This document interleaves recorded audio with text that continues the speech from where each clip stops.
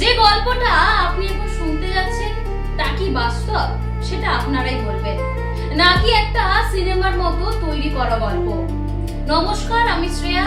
আজ আমরা এমন একটা ঘটনা নিয়ে কথা বলতে চলেছি যা হঠাৎ করে দেশ জুড়ে বিতর্ক তৈরি করেছে। আমরা দেখেছি কিভাবে একটা ছোট্ট অভিযোগ বড় হয়ে ওঠে। এবার দেখবো ভিতরের গল্প।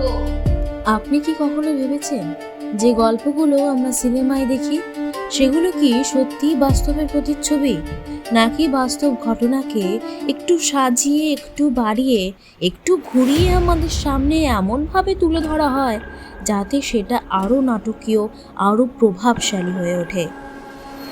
আমরা যখন বড় পর্দায় কোনো গল্প দেখি তখন অনেক সময় সেটাকে বাস্তবের সঙ্গে আমরা মিলিয়ে ফেলি, কিন্তু বাস্তব জীবন কি সত্যিই এত সরল, নাকি সেখানে আরও বেশি ধোঁয়াশা, আরও বেশি জটিলতা লুকিয়ে থাকে?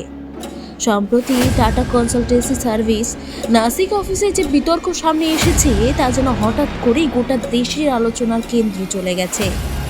প্রথমে বিষয়টি ছিল সীমিত, একটি অফিস, কিছু অভিযোগ আর কয়েকজন কর্মচারী। কিন্তু ধীরে ধীরে এই ঘটনা এমন জায়গায় পৌঁছেছে যেখানে কর্পোরেট সমাজ, রাজনীতি সব কিছু একসঙ্গে জড়িয়ে গেছে। অভিযোগগুলো বেশ কিন্তু গুরুতর। যৌন হয়রানি, জোর করে সম্পর্ক তৈরি করার চেষ্টা, এমনকি ধর্মান্তরের জন্য মানসিক চাপ দেওয়া হচ্ছে। শুনতে অবাক লাগছে না?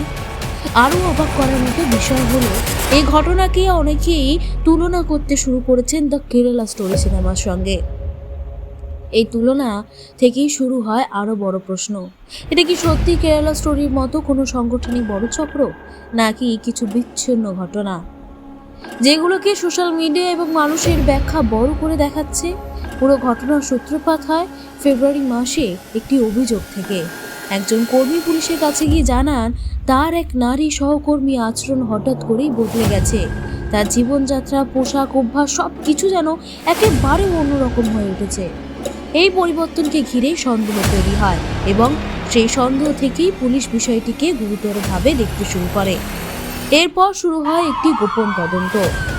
পুলিশ সরাসরি হস্তক্ষেপ না করে প্রথমে পরিস্থিতি বুঝতে চায়, এমনকি কিছু ক্ষেত্রে ছদ্মবেশে অফিসে ঢুকে তথ্য সংগ্রহের কথাও শোনা যায়। এই তদন্ত চলাকালীন ধীরে ধীরে সামনে আসে একাধিক অভিযোগ এবং এখান থেকেই গল্পটা আরও জটিল হয়ে ওঠে। প্রথমে যেটা মনে হয়েছিল একটি ব্যক্তিগত বা সীমিত সমস্যা, তা ধীরে ধীরে বড় একটি বিতর্কের রূপ নেয়। এখানেই শুরু হয় সেই প্রশ্ন, আমরা কি একটি বাস্তব ঘটনা দেখছি, নাকি এমন গল্প যা ধীরে ধীরে সিনেমার মতো হয়ে উঠছে? তদন্ত যত এগোতে থাকে ততই সামনে আসতে থাকে একের পর এক চাঞ্চল্যকর অভিযোগ। কিছু মহিলা কর্মী অভিযোগ করেন তাদের সঙ্গে অশ্লীল আচরণ করা হতো, অফিসের ভিতরে তাদের ব্যক্তিগত জীবন নিয়ে কটাক্ষ করা হতো, সম্পর্কে প্রলোভন দেখিয়ে চাপ তৈরি করা হতো। এই অভিযোগগুলো শুধু সাধারণ অসভ্যতা নয়, এগুলো কর্মক্ষেত্রে নিরাপত্তা এবং মর্যাদার প্রশ্ন তুলেছে।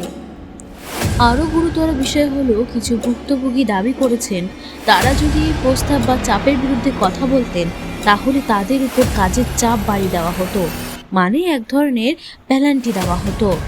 এটা সরকারি প্রমাণ করা ঠিক কঠিন হয়ে উঠেছে, কারণ একাধিক অভিযোগ যখন একই ধরনের অভিজ্ঞতার কথা বলে তখন বিষয়টি গুরুত্ব পাওয়া স্বাভাবিক।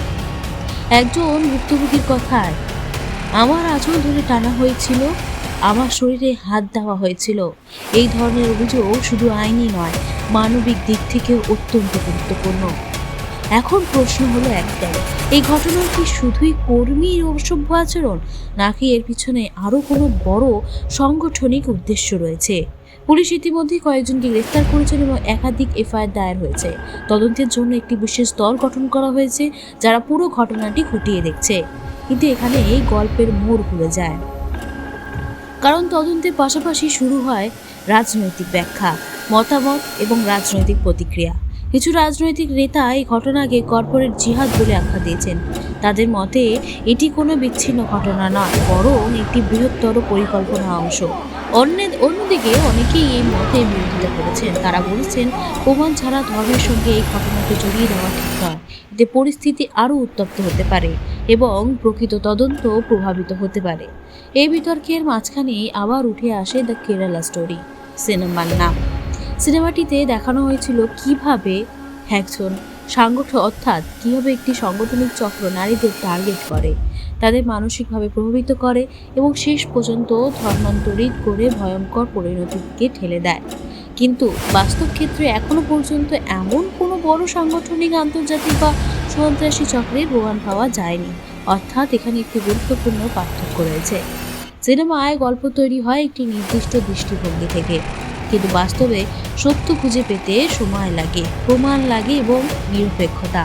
তবুও মানুষের কাছে প্রশ্ন থেকে যায়, আমরা কি কোনো বড় কিছু শুরু দেখছি, নাকি ছোট ছোট ঘটনাকে একসঙ্গে জুড়ে কোনো বড় গল্প বানাচ্ছি? এই ঘটনা এখন আর শুধু একটি কিন্তু কোম্পানির মধ্যে সীমাবদ্ধ নেই। সোশ্যাল মিডিয়ায় বিভিন্ন দাবি আসছে, ইনফোসিস এর পুনে অফিসে একটি একই ধরনের ঘটনা ঘটেছে, টিচ মাহিন্দ্রা মুম্বাই ক্যাম্পাসেও নাকি অভিযোগ উঠেছে। কিন্তু সবচেয়ে বড় সমস্যা হলো এই অভিযোগগুলোর বেশিরভাগই এখনও যাচাই করা হয়নি, তবুও খবরগুলো দ্রুত ছড়িয়ে পড়ছে এবং এর ফলে আইটি সেক্টরে কর্মীদের মধ্যে এক ধরনের আতঙ্ক তৈরি হচ্ছে। মানুষ ভাবতে শুরু করেছে, অফিস কি সত্যিই নিরাপদ জায়গা? আমরা যেখানে কাজ করি সেখানে কি আমাদের সম্মান এবং নিরাপত্তা নিশ্চিত? এরই মধ্যে রাজনীতিতে শুরু হয়েছে তর্ক বিতর্ক। কেউ বলছে কর্পোরেট জিহাদ, কেউ বলছে কোম্পানির দায়িত্ব জ্ঞান নিয়ে প্রশ্ন তোলা উচিত। কিন্তু এখানে একটা গুরুত্বপূর্ণ প্রশ্ন উঠে আসে, এই ধরনের মন্তব্য কি সত্যি খুঁজে পেতে সাহায্য করছে, নাকি এই বিষয়টিকে আরও জটিল করে তুলছে? কারণ যখন কোনো ঘটনা তদন্ত চলমান থাকে, তখন কোনো আবেগপ্রবণ বা রাজনৈতিক মন্তব্য অনেক সময় সত্যকে আড়াল করে ফেলে। এই পুরো ঘটনাটি আমাদের সামনে কয়েকটি বড় প্রশ্ন তুলে ধরে। কর্মক্ষেত্র কি সত্যিই নিরাপদ? অভিযোগের ক্ষেত্রে আমরা কি দ্রুত সিদ্ধান্ত নিয়ে ফেলছি? সোশ্যাল মিডিয়া তথ্যের উৎস না গুজবের কারখানা হয়ে উঠছে? আর সবচেয়ে বড় প্রশ্ন, আমরা কি সত্য জানার আগেই গল্প বানাতে ভালোবাসি, নাকি বাস্তব জীবন আর সিনেমার মধ্যে পার্থক্য এখানেই? সিনেমার গল্প শেষে থাকে, কিন্তু বাস্তবে তদন্ত চলতে থাকে, প্রশ্ন তৈরি হয় এবং অনেক সময় উত্তর পেতে দীর্ঘ সময় লাগে। দ্য কেরালা স্টোরির সঙ্গে এই ঘটনা তুলনা করা সহজ, কারণ আমরা গল্পে অভ্যস্ত, কিন্তু বাস্তব ঘটনা অনেক বেশি জটিল আর অনেক বেশি স্তরযুক্ত। নাসিকের এই ঘটনা সিনেমার মতো সরল নয়, এটা বাস্তব। আর বাস্তব সবসময় জটিল হয়। সত্য কি তা নির্ভর করছে তদন্তের উপর। আপনাদের কি মতামত এই নিয়ে অবশ্যই জানাবেন। এটা কি বড় কোনো চক্রান্ত, নাকি অতিরঞ্জিত কোনো গল্প?